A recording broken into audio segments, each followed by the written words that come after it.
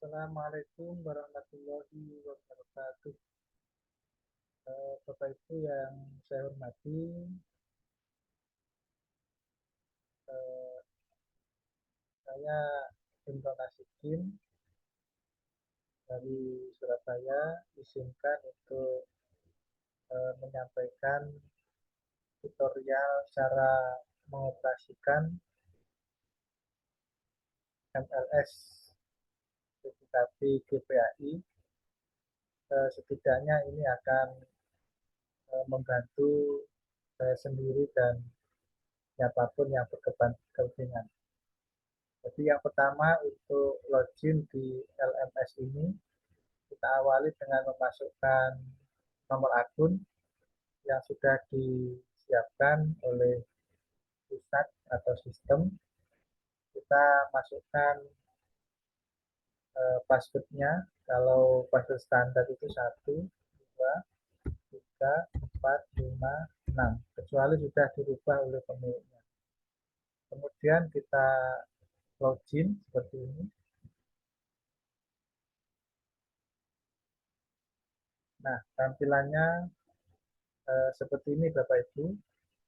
Jadi di atas ada beberapa menu, ada dashboard, ada kelas, ada modul, ada chat, ada klaim aktivitas, ada helpdesk, ada menu utama.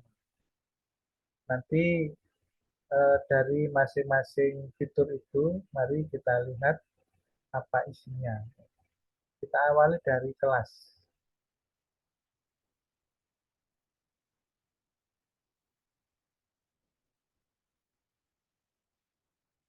Nah, kelas ternyata isinya yang pertama adalah jumlah peserta yang mengikuti pelatihan kita. Jadi kalau ini sudah pernah digunakan, maka akan muncul jumlah pesertanya. Ini ada 19. Berarti LMS ini sudah pernah digunakan. Kemudian untuk menu di kelas itu ada beberapa, kita lihat satu persatu. Kontrak belajar.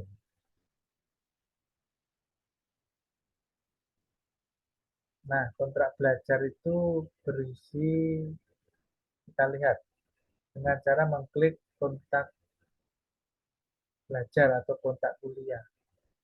Oh, ternyata isinya adalah beberapa ketentuan yang sudah ditetapkan oleh pusat. Kita tidak perlu merevisi karena sudah menjadi pakem, dan ini setidaknya menjadi acuan atau rambu-rambu bagi peserta, sehingga dengan adanya rambu-rambu ini kita harapkan peserta bisa mengikuti dengan aktif. Kemudian kita harapkan hasilnya maksimal, tidak perlu direvisi ya. Kemudian masuk yang kedua, tugas resu modul. Kita lihat isinya apa.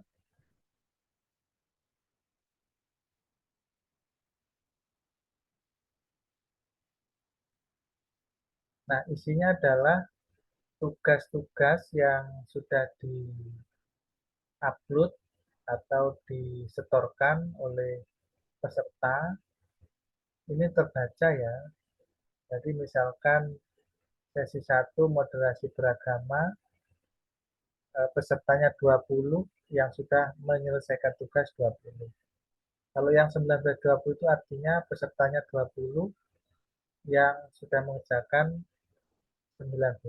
Jadi ada satu peserta yang belum mengupload. Itu nanti kita sebagai pelatih daerah bertugas untuk melacak kemana satu itu. Apakah karena sesuatu hal atau karena lupa atau yang lain, nanti bisa dijapri atau dihubungi by phone. Kita lihat input nilai. Jadi setelah kita koreksi hasil kerjaan mereka, contoh ini ada Muslimin, salah satu peserta, Kita lihat nilainya 85. 85 itu ya tidak lepas dari hasil yang disetorkan ke kita. Jadi apa yang disampaikan ke kita koreksi seperti ini, dicek kita sesuai dengan permintaan atau belum. Kemudian dari hasil kerjanya baru kita memberi nilai dengan skornya ada rentang ya, mulai 0, 50 sampai 100. Kemudian kita beri semacam feedback. Boleh kita apresiasi, misalkan sudah bagus, tetapi perlu ada perbaikan di sini situ. Kemudian kita simpan. Yang berikutnya adalah tugas. Tugas itu artinya tugas apa yang akan kita berikan kepada para peserta. Kita lihat dengan cara melihat peluang.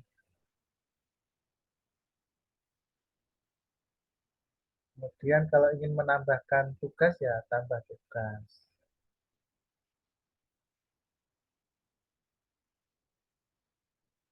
Nah, dicari sesinya, sesi berapa. Misalkan sesi 2. Kemudian instruksinya kita tuliskan. Silakan mengerjakan ini dengan benar dan seterusnya. Kemudian tugasnya tadi kita upload di sini, di file. Ya. Kita mulai kapan, dibuka kapan, deadline-nya kapan, baru nanti akan muncul notifikasi di peserta. Kemudian diskusi pelatih. Diskusi pelatih itu artinya selama pelatihan berlangsung ada interaksi intensif antara pelatih dengan peserta. Misalkan ya, ini pelatihnya membuat atau menambahkan tema yang akan didiskusikan. Ditentukan temanya tentang apa, mulainya kapan, berakhirnya kapan. Kemudian diberi instruksi yang jelas. Dari itu disuruh mengapa, itu harus jelas. Biar peserta tidak sulit kesulitan. Ya. Tulis, kemudian bahan yang dipakai diskusi itu berasal dari mana? Kalau dari YouTube ya kita buka YouTube, diambil linknya, kemudian di paste di sini, dipastekan, kemudian disimpan. Kemudian diskusi Vicon. Ini Vicon itu artinya video conference, jadi secara langsung live begitu. Jadi kalau ingin menyeting ini ya tambah diskusi Vicon.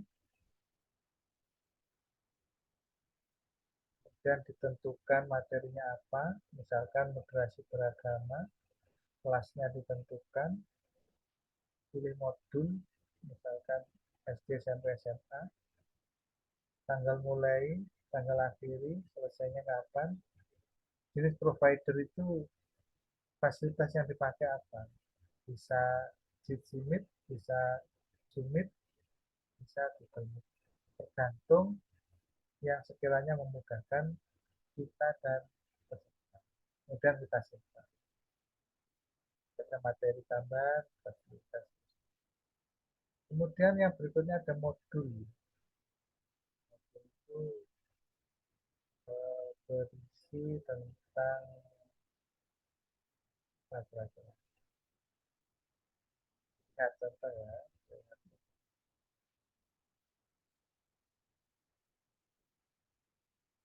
Oh, tapi tetap ya ada kontrak belajar bukan resume sama saja. Bukan chat itu semacam komunikasi ya, pembicaraan. Misalkan kita ingin berbicara, ingin japri Pak Tentrem atau Pak Bahroni atau bisa kita klik itu, kita ngobrol di sini. Sama dengan WA ya, web aktivitas, kita lihat isinya apa. Tambahkan aktivitas.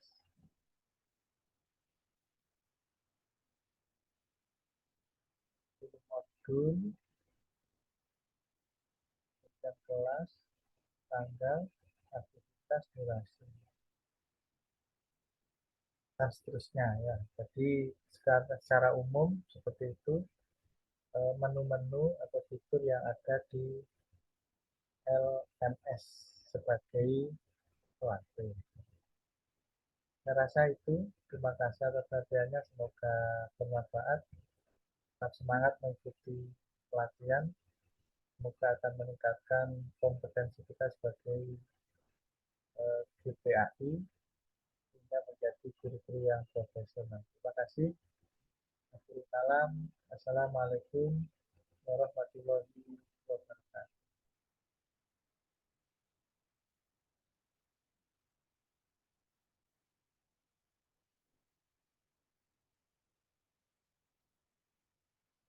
Demikian sedikit tutorial, semoga bermanfaat.